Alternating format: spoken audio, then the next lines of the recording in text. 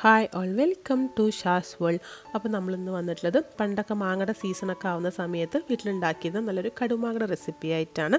അപ്പോൾ അതിനായിട്ട് നമ്മൾ നല്ല മൂത്ത മാങ്ങ വേണം എടുക്കാനായിട്ട്. മഞ്ഞ കളർ ആവരുത്, അതിന് തൊട്ട് മുന്നുള്ള സ്റ്റേജ്.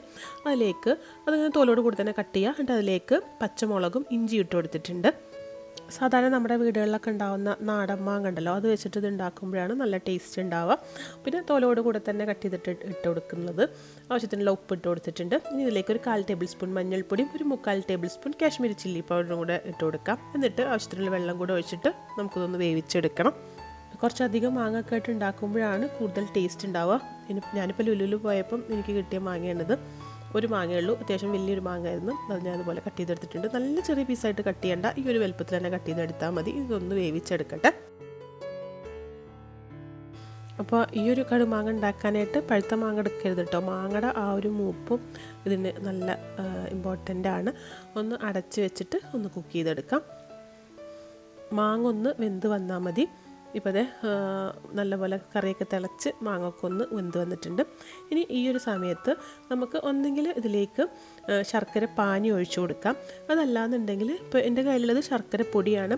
അപ്പോൾ 1-2 ടേബിൾ സ്പൂൺ ശർക്കര പൊടി ഇട്ട് കൊടുക്കാം. ഞാനിപ്പോൾ ശർക്കര പൊടിയാണ് ഇട്ട് കൊടുക്കുന്നത്. ഒരു 1.5 ടേബിൾ സ്പൂണൊക്കെ ശർക്കര പൊടി ഇതിലേക്ക് ഇട്ട് കൊടുക്കുകയാണ്. ഇനിയിപ്പോൾ നമ്മളിപ്പോൾ ഇത് കുറച്ചധികം മാങ്ങ വെച്ചിട്ട് ഉണ്ടാക്കുകയാണെന്നുണ്ടെങ്കിൽ ഒരു 8-10 മാങ്ങ വെച്ച് ഉണ്ടാക്കുകയാണെന്നുണ്ടെങ്കിൽ ഇതിലേക്ക് ഒരു ടേബിൾ സ്പൂൺ അരി ഒന്ന് വറുത്തിട്ട് ഒന്ന് പൊടിച്ചിട്ട് ഇട്ട് കൊടുക്കുകയാണെങ്കിൽ കറിക്ക് നല്ല കട്ടി കിട്ടും. അങ്ങനെ ഇട്ട് കൊടുക്കാറുണ്ട്. ഞാനിപ്പോൾ ഇത് ആകെ ഒരു മാങ്ങ എടുത്തിട്ടുള്ളൂ, അതുകൊണ്ട് ഞാനിപ്പോൾ അങ്ങനെ അരി വറുത്ത് പൊടിച്ചിട്ട് കൊടുത്തിട്ടില്ല. അങ്ങനെ ഇടുകയാണെങ്കിൽ ഒന്നും കൂടെ കറിക്ക് നല്ല തിക്നെസ്സും ടേസ്റ്റൊക്കെ ആയിരിക്കും. ഇപ്പോൾ ഇത് അത്യാവശ്യം നല്ല രീതിയിൽ കറിയൊക്കെ നല്ല കുറുകി വന്നിട്ടുണ്ട്. ഞാനിത് മാറ്റുകയാണ്. ഇനി ഇതൊന്ന് വറവിടാനായിട്ട് ഒരു പാനിലേക്ക് കുറച്ച് വെളിച്ചെണ്ണ ഒഴിച്ചു കൊടുക്കുന്നുണ്ട്. ഇനിയിപ്പോൾ ഇതിലേക്ക് ഒരു 1/4 ടേബിൾ സ്പൂൺ ഉലുവ ഇട്ട് കൊടുക്കുന്നുണ്ട്. അതുപോലെ തന്നെ ഒരു 1/2 ടേബിൾ സ്പൂൺ കടുക്. ഇതൊന്ന് ചെറുതായിട്ട് മൂത്ത് വരുന്ന സമയത്ത് ഒരു 1/2 ടേബിൾ സ്പൂൺ കടുകും കൂടെ ഇട്ട് കൊടുക്കാം. ഇനി നമ്മുടെ കയ്യിലുണ്ടെങ്കിൽ ഒരു 2 വറ്റൽമുളക് കൂടി ഇട്ട് കൊടുക്കുന്നത് നന്നായിരിക്കും.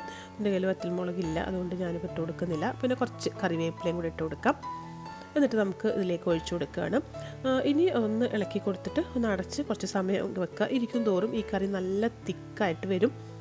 അപ്പോൾ നല്ല ടേസ്റ്റി ആയിട്ടുള്ള കറിയാണ് കേട്ടോ. അപ്പോൾ നിങ്ങൾ ഇതുപോലെ ഈ മാങ്ങ വെച്ചിട്ട് ഉണ്ടാക്കിയിട്ടില്ല എന്നുണ്ടെങ്കിൽ ഒരു തവണ ഉണ്ടാക്കി നോക്കൂ. ചോറിൻ്റെ കൂടെ ഒക്കെ നല്ല ടേസ്റ്റാണ്.